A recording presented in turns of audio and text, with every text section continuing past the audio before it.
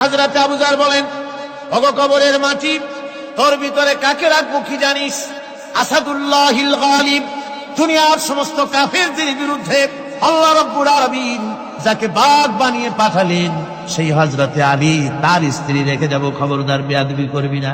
কোনো জবাব আসে না।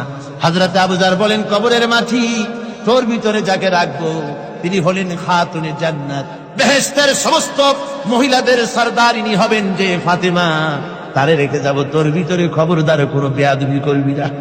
আবার হযরত আবু যর বলেন, কবরের মাটি, তোর ভিতরে কারে রাখবো কি জানিস? তোর ভিতরে আজকে যাকে রেখে যেতেছি তিনি হলেন আখেরি জামানার পয়গম্বর বিশ্বনবী জনাবে মুহাম্মদ রাসূলুল্লাহ সাল্লাল্লাহু আলাইহি ওয়াসাল্লামের কলিজার টুকরা মা ফাতেমাকে তোর ভিতরে রাখবো, খবরদার কবরের মাটি বেয়াদবি করবি না। কিতাবে এসেছে হযরত আবু যরকে বাড়ি শুনতে পেলেন,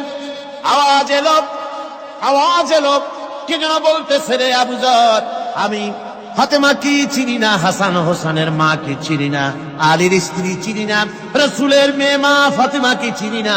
আমল যদি ভালো হয় আমার ভিতরে, আমল ভালো নিয়ে যে আসবে শান্তিতে থাকবে, আর আমল যদি খারাপ হয় আমার ভিতরে, তার অবস্থা চূড়ান্ত হয়ে যাবে।